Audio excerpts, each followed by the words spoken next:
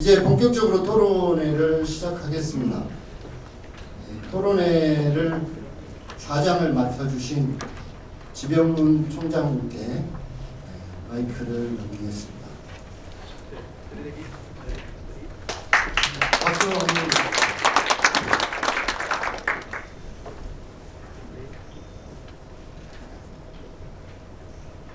1995년에 지방자치단체장을 선출한 이후 30년입니다.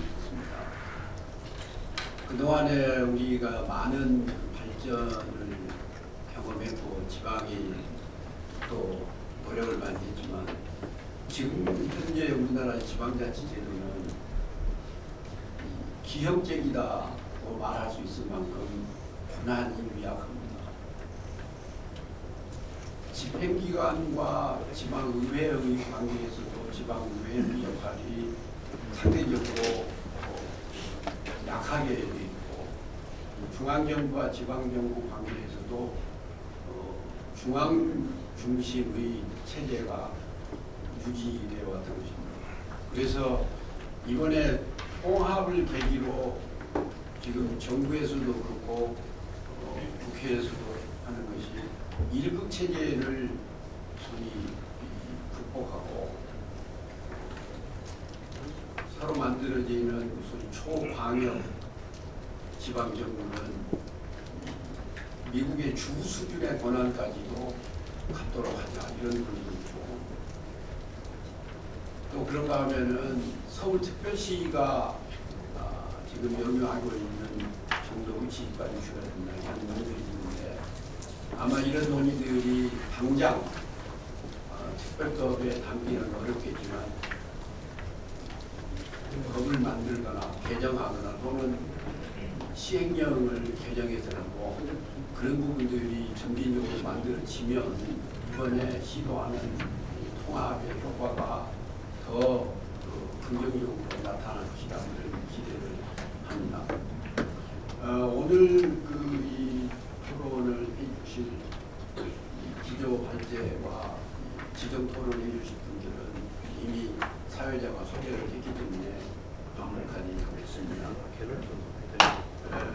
현재 논의되고 있는 것으로 보면은 우리가 통합의 소위 당위성이나 필요성, 이론적 근거 또는 다른 나라들의 경험 이런 것들은 많이 논의가 됐기 때문에 오늘은 가능하면 발제자들께서도 특별법에 어떤 내용을 담아야 될 것인지, 또 광주시와 이 자치구들의 관계, 잘나가는 도에 있는 시군들의 이 지속적인 발전 문제, 이런 문제들도 구체적으로 논의를 해주시기를 부탁을 드립니다.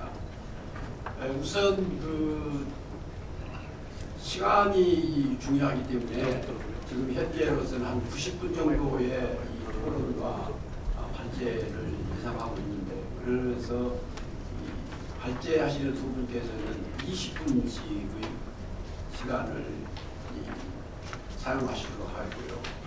그 다음에 이 지정 토론자분께서는 처음에 한 6분 정도의 이 토론을 하시고, 그 뒤에는 발제자들의 답변, 그리고 플로어에 계시는 우리 여러 청중들께도 발언 기회를 주도록 하겠습니다. 우리가 이 통합을 성공적으로 하기 위해서는 공론화 과정을 거쳐서 많은 의견들이 법에 반영돼야 된다 이런 생각을 하기 때문에 오늘 여러 의견들이 자유롭게 그리고 진지하게 서로 간의 의견 보완이 이루어질 수 있기를 기대를 합니다. 대개 이 토론회를 하다 보면 시작할 때는 느슨하게 해가지고 시간이 많은 것 같지만 나중에 참여하는 분들은 시간이 없어서 쫓기게 되는 그런 경우가 많습니다. 그래서 발제자 두 분부터 정확하게 20분씩을 지켜주시고 나머지 지정 토론자들께서도 우선 6분씩의 시간을 잘 활용해 주시기를 부탁드립니다. 먼저 우리 광주대학교 명예교수이신 이민원 교수님의 기여발제가 있겠습니다. 저쪽에 그 타이머가 있기 때문에 그 시간을 보시면 되겠습니다.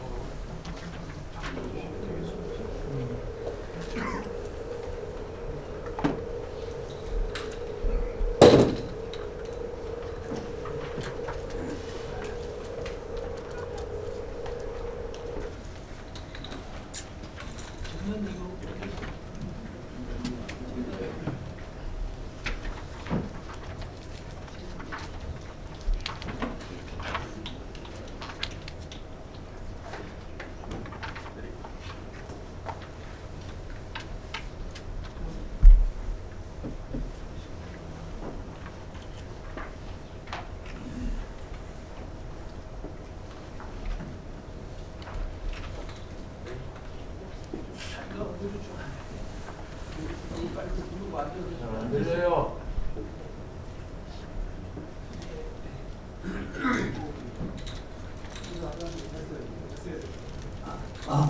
네. 네. 그래도 좀 서서 하는 게 좋을 것 같습니다. 이민원 교수입니다. 예. 이제 지금부터 20분을 해야 되는데 사실 보시다시피 양을 무지 준비를 해가지고 어떻게 해야 될지 저도 잘 모르겠네요. 근데 어쨌거나 제가 말씀드리려고 하는 내용은 이렇습니다. 그동안에 행정통합에 대한 논의는 충분히 됐다라는 것을 먼저 말씀드리고 싶어요. 이 일을 이제 여기서 저기서 얘기를 하다 보면 우리의 이 작업이 너무나 성급하다는 지적들이 아주 많습니다. 근데 지금 이 국면에서는 그렇지만 행정 통합을 가지고 얘기한 역사는 매우 길다. 그래서 이거는 저는 그런 시각에서 이 말씀을 드린다는 것이고, 또 하나는 제가 여기서 주로 광주 전남의 입장에서 말씀을 드리겠지만 이제 마지막에는 국가 전체적으로 보면은 어떨 것인가 에 관한 얘기, 크게 이 두 가지로 말씀을 드리도록 하겠습니다. 지금 여기 맨 첫 장은 이제 얘기를 하고 가야 될 것 같은데, 통합에 대한 이슈가 부상했다가 소멸했다가 부상했다가 소멸했다가 이제 이렇게 하는데, 사실은 이거는 개별적으로 어떻게 뭐 전남은 전남대로 광주는 광주대로 이렇게 해가지고는 우리 광주 전남의 문제가 해결할 수 없다. 이제 그런 인식들이 있기 때문에 자꾸 통합을 하자 그런 얘기들을 한 거라고 봐집니다. 문제는 뭐냐, 오른쪽에 있는 저런 것들이다. 이런 문제를 인구가 감소하는 문제, 우리 이 경제력이 쇠퇴해가는 이 문제, 이거는 공동으로 할 수밖에 없다라는 이런 시각 때문에 그런 거고. 근데 지금까지 양측 진영이 격돌을 했죠. 어떻게 격돌했냐? 이걸 찬성하는 분들은 주로 기대 효과를 중심으로 말씀을 해요. 통합을 하면 이것저것이 좋다, 이런 말씀으로 얘기를 하는 거고, 반대하는 분들은 그거 하면 나쁘다, 위험하다, 그런 얘기만 계속 하는 거예요. 그래서 효과도 사실은 기대하는 효과인 거고, 나쁜 점도 그렇게 잠재적으로 그런 일이 있지 않을까 하는 그런 거고. 그러니까 아직 어떻게 드러날지 모르는 것에 대해서 너무 지나친 확신을 가지고 말씀들을 하신다, 그 말씀입니다. 그래서 저는 이제 그래도 저는 이제 선생님 티를 못 받아서 그거를 앞에 많은 부분을 할애해서 얘기를 했습니다. 진짜 그런가? 그거는 이제 조건들을 좀 따져봐야 되는 거 아니냐. 찬성을 주장하는 분들도 마음속에 암암리에 전제 조건들이 있어요. 근데 그런 전제 조건들을 너무 당연시하고 또 반대하시는 분들도 그 반대하는 이야기 중에 깔려 있는 전제 조건들이 있는데 그거를 너무나 확신하고 당연시하고 하니까 아주 그냥 확신에 차서 세상이 결단날 것처럼 반대하고 그렇게 하는 거예요. 근데 저는 그 전제 조건들을 전부 따져보았다. 따져보았는데 그것이 그런 것이 아니고 제가 전체적으로 보면 이 찬성 측의 전제 조건들은 대체적으로 수긍할 만하다. 나 반대하는 측의 전제 조건들은 그거는 조금 불확실한 거다. 이렇게 본 것입니다. 근데 그거는 또 본격적인 연구를 해야 되는 거고 이 얘기를 제가 미주알 거주알 여기 말씀드리면 그것도 2시간 가버리니까 생략을 하고 가도록 하겠습니다. 그 여기에 있는 이 그림표는 우리 광주 전남의 실태를 그려놓은 것입니다. 이게 광주하고 아침에 전남하고 교통이 굉장히 막힙니다. 그거 왜 그렇게 막히냐? 출퇴근하는 사람들이에요. 광주와 전남 간에 출퇴근하는 사람들.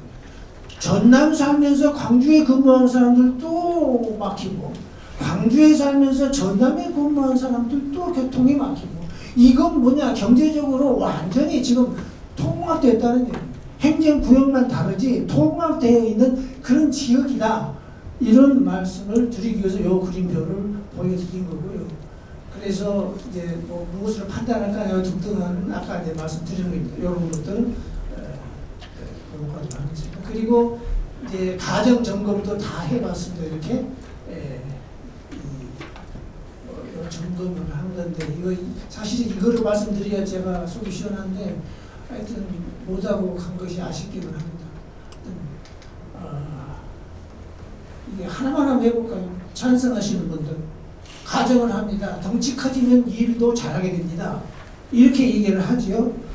통합으로 규모가 커지면 문제 해결 능력이 향상되고 속도가 빨라진다. 이거 전제 조건이에요. 진짜로 그러나 그거는 자동으로 그렇게 되지는 않을 것이다. 이 되려면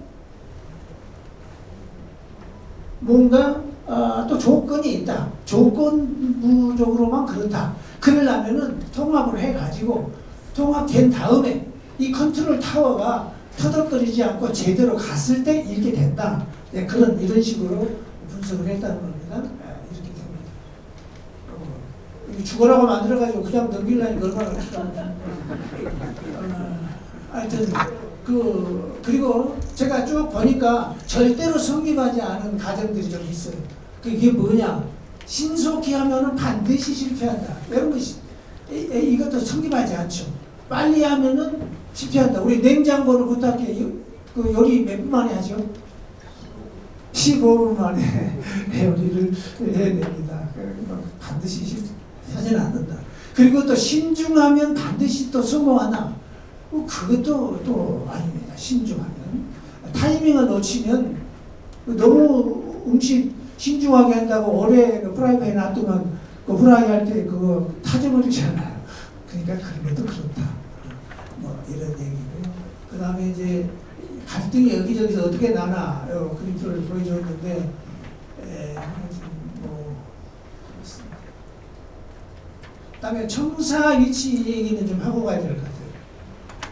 이것도 굉장히 민감한 문제인데 이런 것들이 사실은 우리가 통합을 해가지고 어떤 효과를 낼 거냐, 어떻게 하면 우리 지역에 좋게 만들 거냐, 이런 게 이슈가 돼야 되는데 이제 두고 보시면 알겠지만 쟁점은 그런 데 있지 않고 이제 서로 어떤 뭐 청산을 어디다 줄 거냐, 뭐 이런 데 집중을 하게 되죠. 우리 지역은 손해가 난다. 동북권은 손해다. 다 서남권으로 가는 거 아니냐, 아니면 강주 중심으로 가는 거 아니냐. 또 강주 분들은 이건 뭐 강주도 이거 잘못하면 해체되게 생겼던데 이거 전남되는 거 아니야? 이거 그러면 우리는 배려버리는 거 아니야? 이런 데에만 집중을 합니다. 사실 다 안타까운 일이죠. 그래서 여러 문제는 굉장히 말씀드리기 좀 어려운 것이긴 한데 저는 기본적인 생각은 그래요. 헤드쿼터는 한 곳에 있어야 된다고 생각합니다. 지금 뭐 강주에 하나 두고 전남에 하나 주고 이렇게 가잖아요. 그거는 이제 행정 편의상 그렇게 하면 좋을 거예요. 뭐 그렇게 할 수밖에 없겠죠. 하지만 헤드쿼터는 하나 있어야 되고 두 지역의 갈등을 줄이는 방법은 사실상 강주에 가까운 전남으로 하는 것이 정답입니다. 제가 생각하는 정답은 그래요. 광주에 가까운 전라남도 그렇게 하는 것이 좋다. 그럼 그게 어디냐? 저는 그게 나중인 것 같아요. 그리고 광주와 전남의 공동 혁신 도시를 이끌어놓은 곳이 좀 나중 혁신 도시가 광주 전남 공동으로 하는 곳이잖아요. 그래서 이미 우리는 광주하고 전남이 일을 해본 그 역사가 있는 것, 경험이 있는 것, 그렇게 가는 것이 저는 옳다고 생각을 해요. 그런데 사실상 현실적으로 그거 굉장히 어렵잖아요. 그거 언제 그거 청사를 지으며 그거 한다면 또 뭐 관련된 뭐 경찰청사도 와야 되고 뭐도 와야 되고 전부 새로 막 지어야 되는데 그럼 그거 뭐 교육청도 새로 지어야 되고 이거 어떻게 하지? 돈이 얼마나 들지? 그럼 또 그런 반대에 부딪히게 될 것이다. 그래서 우선은 강주청사, 전남청사 동시에 활용을 하되 공식 그 청사는 나주에 두는 것으로 일단 합의를 하고 임시적으로 그렇게 하는 것이 옳지 않나. 그런데 또 두 개를 하다 보면 또 문제가 생겨요. 동포권이 가만히 있지 않을 것이다. 그래서 만일에 강주청사, 전남청사를 활용한다면 반드시 동포청사를 전보다는 확대해야 될 거예요. 그래서 3청사 체제로 가야만 할 것이다. 그럼 3청사 할 바에야 그냥 나중에 하나 두는 것이죠. 어차피 하나 더 짓는 것도 마찬가지잖아요. 그래서 그렇게 하는 것이 좋지 않을까. 이건 전 순전히 제 생각이고요. 이건 이제 제 판단입니다. 하시고. 그 다음에 이제,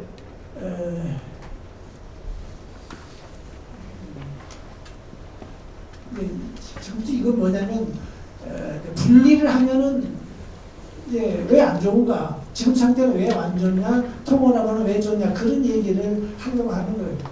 자, 그렇게 되면 뭐 왜 그렇게 하냐?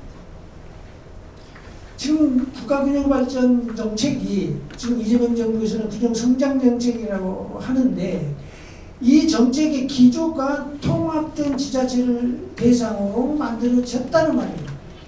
그래서 만약에 광주 따로 전남 따로 이렇게 한다면 이제 광주 안이 올라갈 것이고 전라남도 안이 올라갈 것이다. 균형발전 정책이 또는 각종 사업 안이 그렇게 되면 여기 평가하는 대문을 통과할 때 이거는 이 친구들은 그 조정에 실패한 지역이구나 라고 평가될 가능성이 높고 그래서 감정 요인이 있다는 거예요. 그래서 통합을 해서 그 지역의 사업 순위를 1순위, 2순위부터 이렇게 5순위까지 쫙 순위를 매겨가지고 제출을 할 때 이 평가 대문을 통과할 때 부드럽게 통과될 수 있고 예산 확보 가능성이 높아진다. 이런 취지에서 뒤를 만들어 놓은 겁니다. 그리고 이제 국민성장펀드라는 것이 있는데 이재명 정부에 국민성장펀드가 지금 150조라고 저는 뭐 구체적으로 안 봤으니까 모르겠는데 언론 보도에 의하면 그래요. 150조라고 하고 그 중에 40%인 60조가 균형발전 정책에 사용된다는 거예요. 그러면 이제 우리는 이제 이렇게 생각하죠. 그럼 그거 가지고 지역에 나눠주면 되는가 보구나. 그런데 이재명 정부에 가만히 쳐다보니까 저 예산을 사용하는 원칙이 좀 과거와는 좀 달라요. 그냥 이거를 정부가 이렇게 나눠주는 것이 아니고 지역에서 뭔가를 만들어 와가지고 그걸 제출하고 그래서 타가는 거예요. 큰 원칙은 그런 것 같아요. 자, 그렇다면 옛날처럼 해서는 안 된다. 우리는 또 이런 것이죠. 왜 저 대기업이 좀 지역에 왔으면 좋겠는데 왜 그런 건 안 하고 엉뚱한 거 하냐? 기업에 와야 일자리가 있지.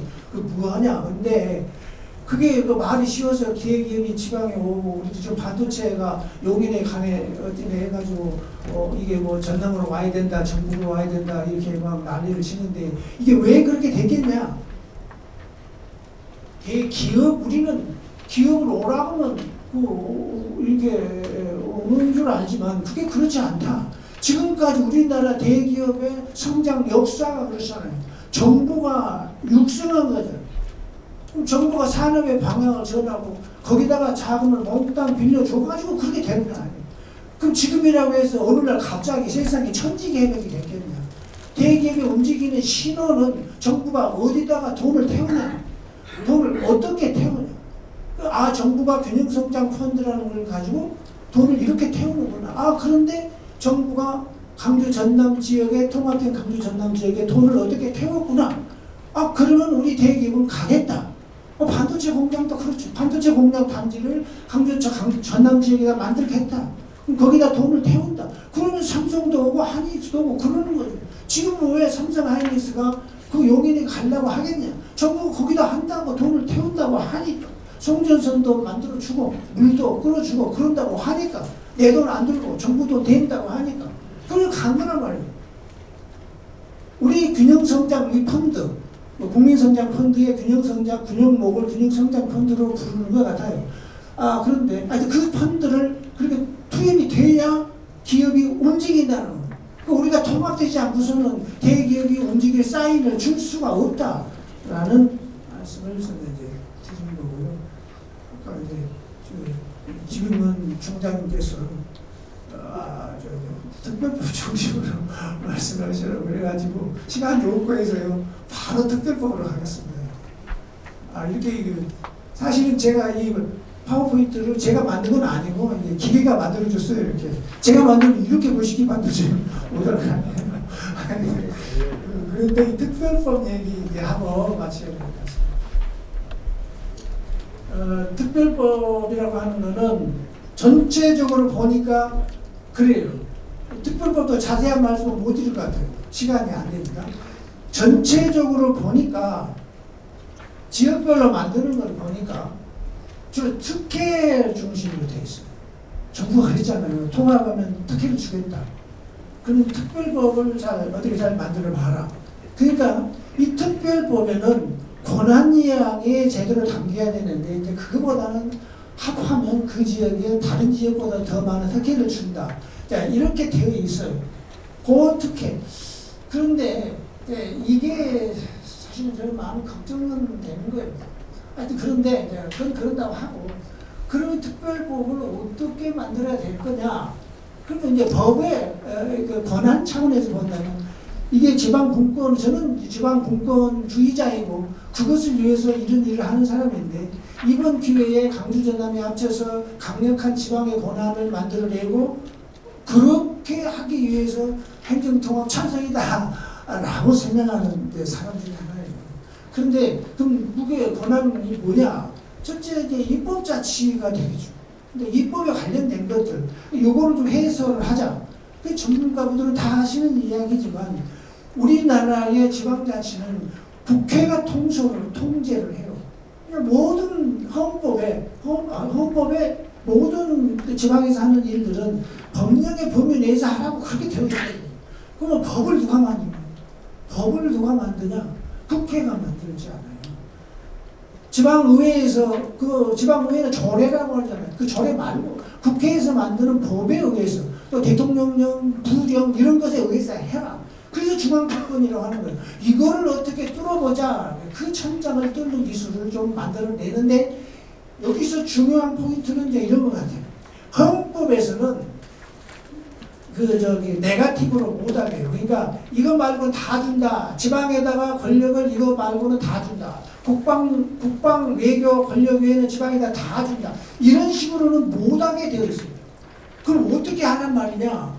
정부 하나씩 찍어가지고 이것 주고 저것 주고 저것 주고 저것 주고 이렇게 하도록 되어 있습니다. 그 왜? 헌법에 그렇게 되어 있습니다. 그러니까 제가 정부에서 일할 때 제일 이상했던 게 지방 이양을 하는데 이것 주고 저것 주고 저것 주고 그런다는 거예요. 아, 왜 이렇게 하느냐?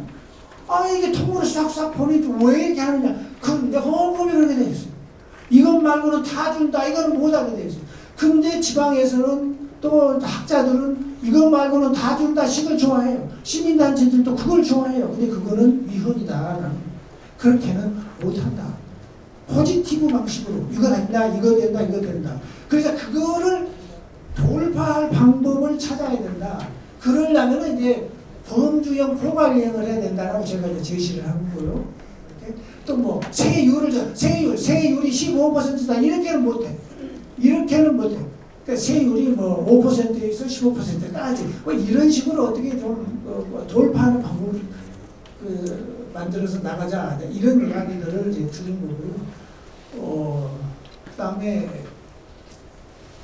이제 여러 가지 설계를 권한 이양을 할 때 하나씩 아니라 여기는 이제 핵심 패키지로 묶어서 가져오는 방안을 만들어 보자. 그 패키지를 6개로 만들어 가지고 국토, 산단, 뭐 미래산업, 자치, 환경, 치안 뭐 이런 식으로 해가지고 하자. 뭐 그런 말씀을 좀 드렸고요. 그다음에 이제 요지는 위헌 논란을 피하도록 특별법을 만들자. 지금 다른 지역에서 만드는 거는 우리가 위헌소송을 안 걸어서 그렇지 위헌소송 걸면 걸린다 이런 말씀이시고, 그 다음에 마지막 장에 사실은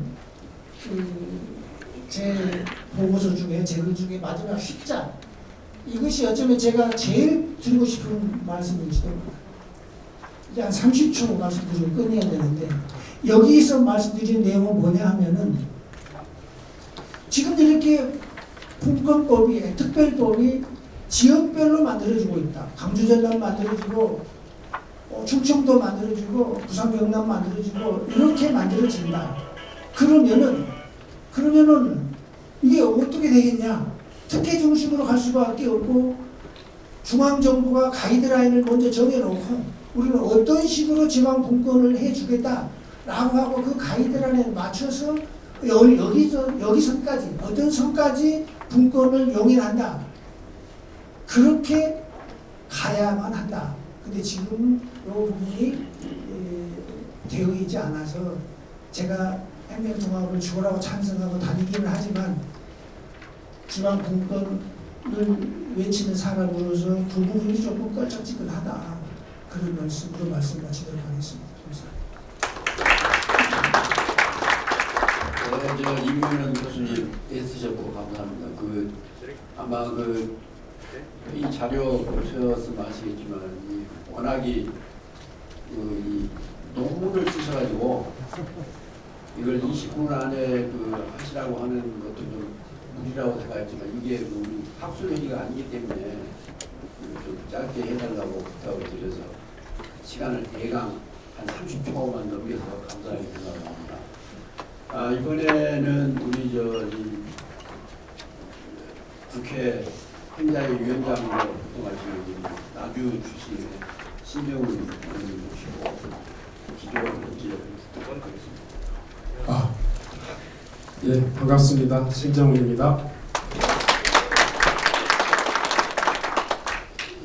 이민원 교수님께서 발제를 굉장히 폭넓게 해주셨기 때문에 겹치는 부분이 대부분일 것 같은데요. 제가 생각하는 핵심적인 요지만 중심적으로 점검하고 넘어가도록 하겠습니다.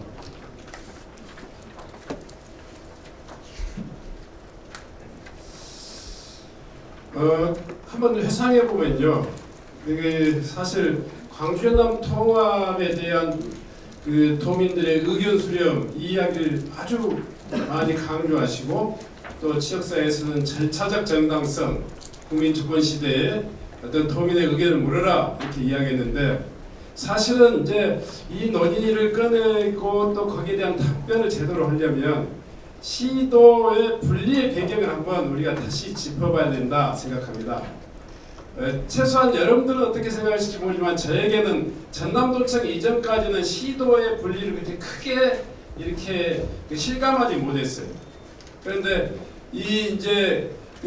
오늘 이 토론에 나오면서 여러 사람들이 그런 주장을 합니다만 저도 마찬가지로 이 광주 전남이 분리되게 된 배경은 우리의 의사나 우리의 논의를 통해서 이 분리되지 않았습니다. 물론 그때는 군사정권이고 관치 시대였기 때문에 그런 의견을 제출할 여지도 없었죠.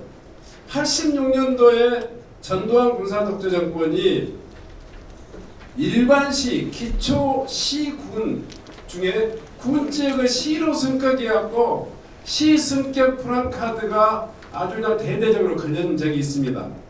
그리고 또한 광주시도 일반시였는데, 전남도 광주시였는데, 이 광주시가 여러 가지 여건에 불비함에도 불구하고, 법적 자격이라든가 여건에 불비함에도 불구하고 승격을 시켜서 우리는 모두가 광주시청 앞에서부터 그냥 딱 그 지금 사진을 검색해보면 나옵니다.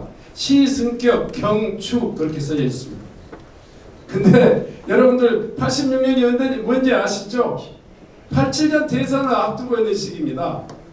그리고 아주 정치적인 목적에 의해서 이 광주 전남이 분리됐고, 우리도 모르는 사이에 분리됐고, 2001년도 무한도청 이전을 통해서 좀 더 사실상 우리에게 다가왔어요. 그때 처음으로 저희들은 95년도 지방선거 이후에 광주 전남 도청 소재 지연 논의가 약간 있었고, 민주당 주도의 도청 이전 때문에 이게 이제 영원히 시와 도가 분리되는 거 아니냐 하는 두려움과, 또 시도 간의 통합력의 어떤 그 약화 뭐 이런 등등이 그런 것이 있었습니다. 우리 광주시는 광주 직할시의 승격 배경은 그런 의도가 있다. 우연히 인터넷에서 검색하다가 나온 자료인데, 이 군사정권의 광주 직할시 승격 검토 문건이 하나 있어서 보면 거기에 정치적 의도가 쫙 나와 있어요. 여건이 미흡함에도 불구하고 호남 지역의 특수성을 감안할 때 이렇게 이야기합니다. 그러면 그 이후에 우리는 어떻게 대응했는가? 사실은 여러 차례 몇 차례의 이 시도 통합에 대한 논의는 있었습니다. 사실 제가 시도 통합이라고 저렇게 이야기하기도 좀 부끄러울 만큼 그런 논의가 있었어요. 그래서 변죽만 울린 정치권의 시도 통합 이렇게 이야기했는데, 사실 시도 통합은 자연스럽게 우리 도민들에게 야 이렇게 가도 되는 거냐 뿐만 아니라 이 시도가 분리되면서 이 경축 프랑카드는 내걸었는데 우리가 생활하기엔 대단히 불편했어요. 그리고 각종 현안이 계속 이렇게 갈등이 막 생기면서 그런 이야기가 자연스럽게 나왔는데, 가장 첫 번째로 나온 이야기가 95년도 민선 1기의 시도 통합에 대한 논의, 그리고 무상, 이게 허경만 지사 시기 4년 동안 있었던 이 논의입니다. 사실상 저는 그때 전남 도의원이기 때문에 저 논의를 쭉 압니다. 사실 제가 그때도 우리 정치권은 진지하게 시도민들의 고민을 고민하지 못했어요. 시도 통합에 대한 요구가 있으니까 마지못해서 했고, 도청 이전을 하기 위한 변죽으로 했습니다. 그래서 도청 이전과 시도 통합이 불가능하니까 이제 도청 이전 해야지 하고 간접 명분으로 시도 통합을 논의했던 대단히 비겁한 시도 통합 논의가 있었습니다. 그렇게 평가하는 것은 제 주관적인 이야기니까 좀 달리 생각하실 수도 있겠습니다. 2020년도, 2023년도까지의 이 광주 전남에서 시도 통합 합의문이 있어서는 합의문인 줄 알았더니 합의문이 아니라 논의의 합의, 시도 통합 논의를 하기 위한 합의됐더라고요.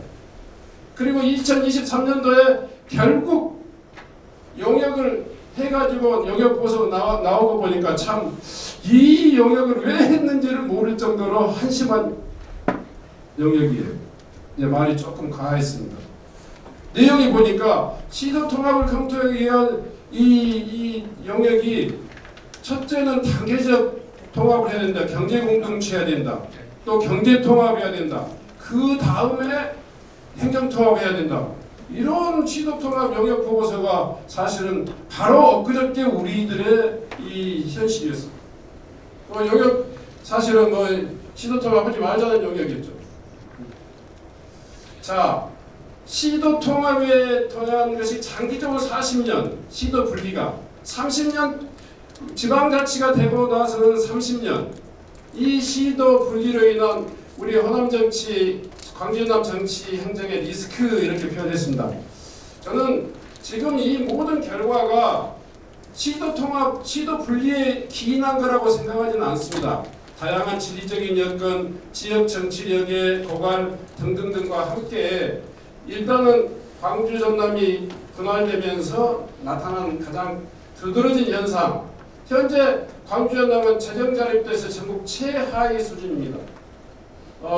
전남은 전국 평균의 2분의 1 정도 수준에 아주 거기다가 인구와 지방 소멸지수도 대한민국 최고 수준을 상황에서 지금 당장 5년 후 10년 후가 어떻게 될지 모를 정도로 시군의 운명은 지금 경각에 달려 있습니다.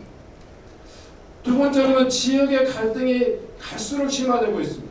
여러분들 아시지만 통합민간공항 여기서 KTX로 이제 올해 무한공항역이 생기면 성전역에서 가면 30분 걸립니다.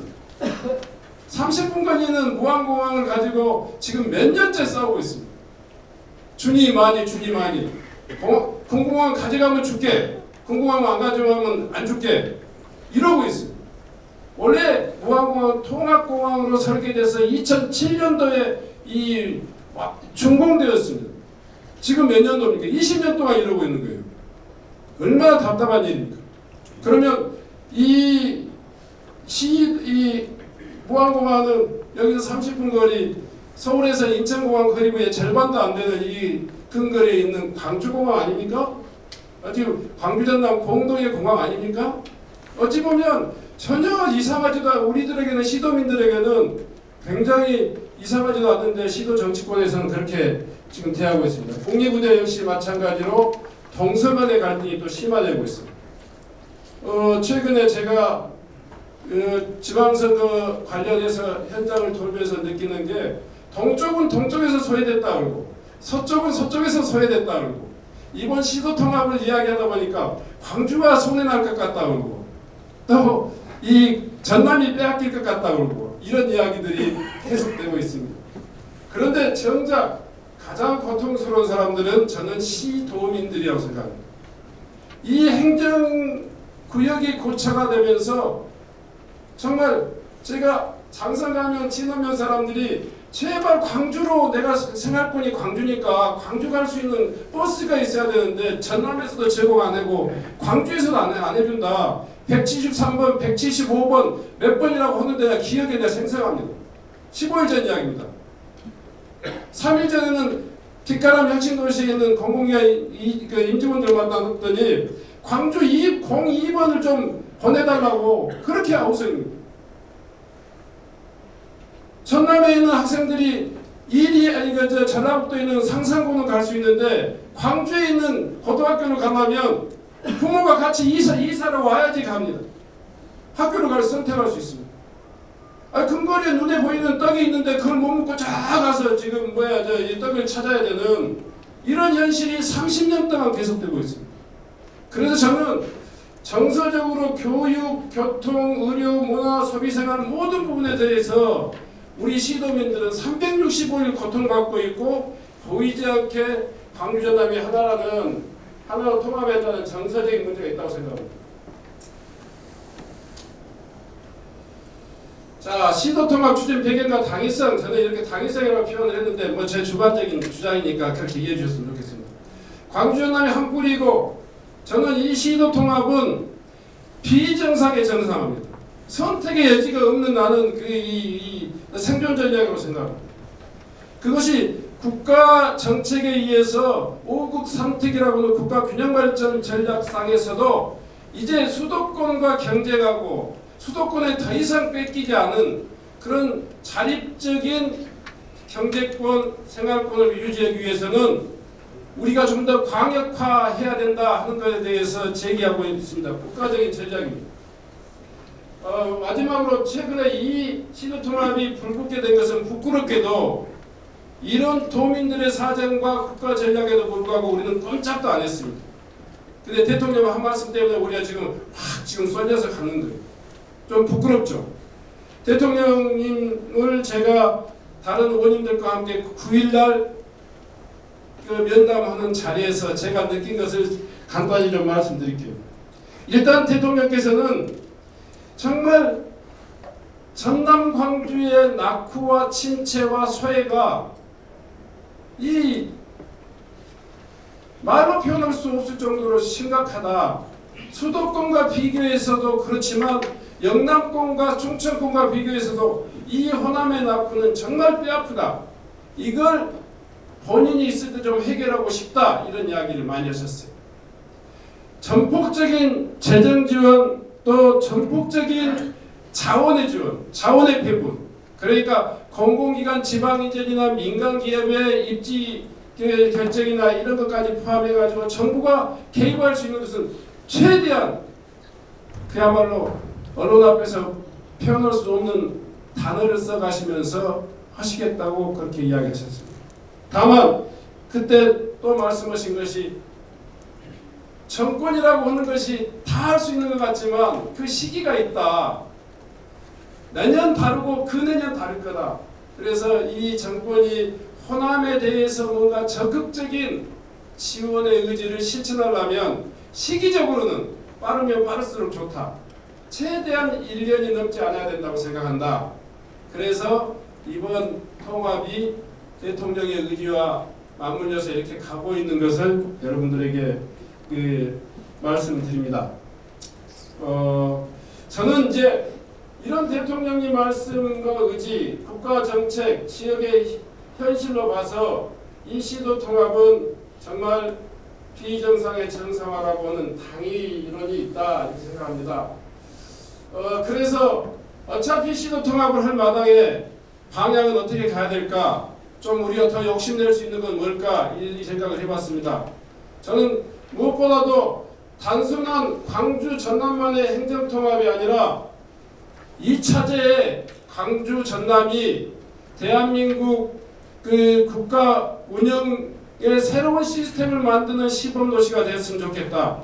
좀 더 쉽게 이야기하면 분권형 국가의 운영 모델에 우리가 한번 대화할 수 있는 거 아니냐 그렇게 생각합니다. 두 번째는 이제 그 이야기의 일부가 나왔습니다. 서울특별시 수준의 위상을 갖는 지위를 갖는 그런 특별시 형태를 위했으면 좋겠다 하는 것이 현재의 전남도와 광주시가 합의하고 있는 내용인 것 같습니다. 중앙정부도 거기에 대해서 반대하지 않습니다. 저는 거기에다가 제주특별자치도 법에 있는 그런 권한의 대폭적인 이양, 완전한 자치정부, 대통령이 요즘 지방자치단체를 자치단체라고 부르지 말고 지방정부라고 부르자고 이렇게 어떤 이 영상을 보니까 그렇게 말씀하시더라고요. 자치권을 갖는 지방정부. 그래서 그런 정부를 우리가 한번 꿈꿔봤으면 좋겠다. 그 제주특별자치도법을 보면 제가 한번 읽어드릴게요. 그렇게 돼 있죠?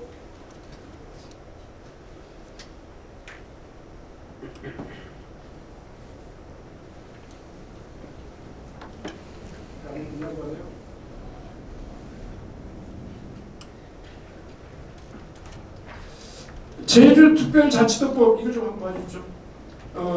제주특별자치도법의 조문을 보면 이렇게 돼 있어요. 소위 말해서 국가의 전립사무, 그러니까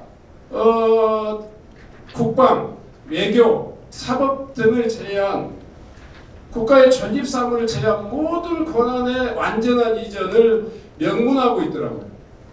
거기 내용에 보면 이런 조항이 있습니다.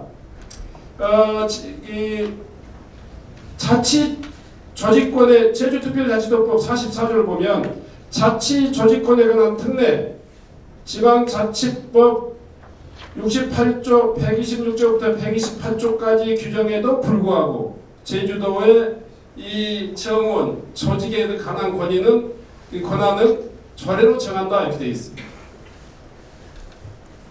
그뿐만이 아닙니다. 환경영향평가 등에 대한 특례 환경영향평가법 16조 44조에도 불구하고 제주도에서는 환경영향평가 일반 기업의 환경영향평가는 환경부 장관이 아닌 제주도지사가 행사한다. 뭐 이렇게 되어 있습니다. 그와 같이 제주도특별법은 조문이 무려 481개 조문이에요. 그리고 1600개 조항으로 나와 있습니다.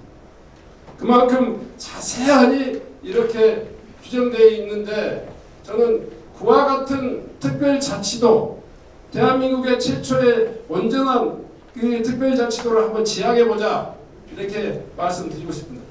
그리고 네 번째로는 도시 지역인 광주와 전남이 통합하기 때문에 우려되는 부분 중에 하나입니다. 도시와 농촌이 함께 발전할 수 있는 도농통합형 지방정부가 됐으면 좋겠다 이렇게 생각해봤습니다.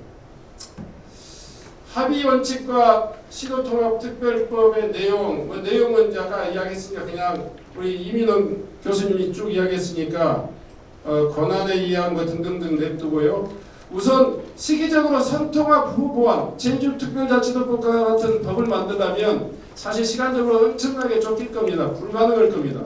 그래서 선특별법 이후에 구칙조항에 의해서 이런 이 권한의 이양을 좀 보완하자 이렇게 생각하고 있습니다.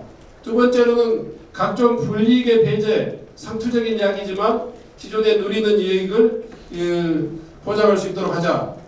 또 권한 이야기는 굳이 시도에서 열심히 지금 찾고 있고 연구하고 있으니까요. 그렇게 좀 정리하도록 하겠습니다.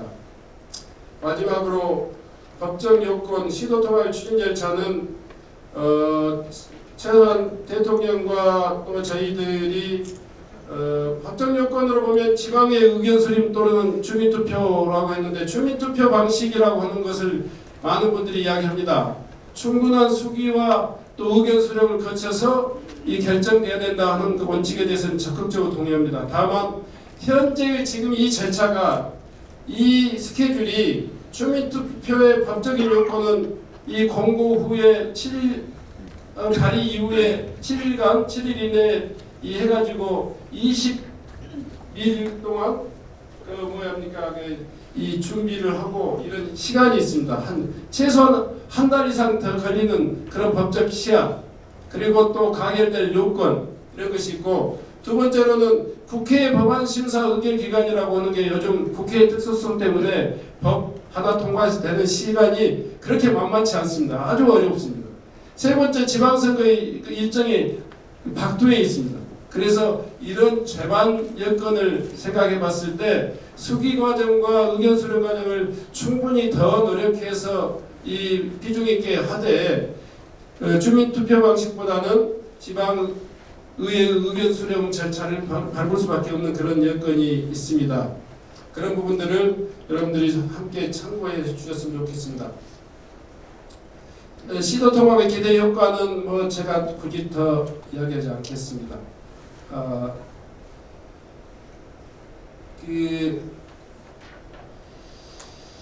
남은 문제가 있습니다. 이제 워낙 바삐 서두르다 보니까 주민 여러분들께서 도시도민 여러분들께서 많이 걱정하시는 몇 가지가 있는데 그런 문제들까지 다 덮어두고 가자 이렇게 하기에는 대단히 위험스럽다. 그래서 남는 문제 몇 가지만 그냥 거론하고 넘어가겠습니다.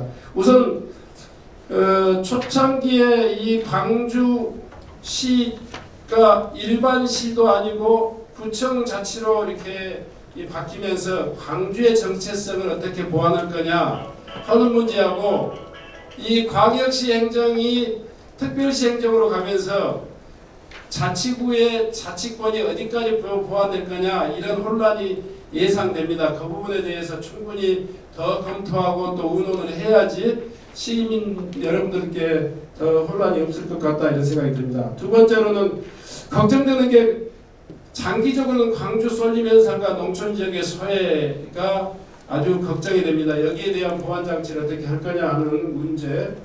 아까 우리 절차적 정당성이나 너무 과감히 청사 입지를 아주 흑신도시로 하자겠는데 제 생각하고는 전혀 관계 없으니까 그렇게 이해해 주셨으면 좋겠습니다. 네. 대통령님과 우리 특별법을 준비하는 대부분의 지금 큰 흐름은 일단 광주시청과 전남도청을 함께 사용하는 그런 방안으로 하자 이렇게 이야기하고 있습니다. 아무튼 유일한 길이라고 하지만 시도통합이 목표일 수는 없습니다. 우리 광주 전남의 새로운 미래를 열기 위한 과정이고 수단일 뿐입니다. 이걸 잘 만들어내는 것이 우리들의 역량이고 이 역량에 의해서 광주 전남의 이 통합이라는 과정은 우리 광주 전남의 새로운 미래를 여는 중요한 계기가 될 거다 이렇게 생각하면서 제 이야기를 마치겠습니다. 고맙습니다.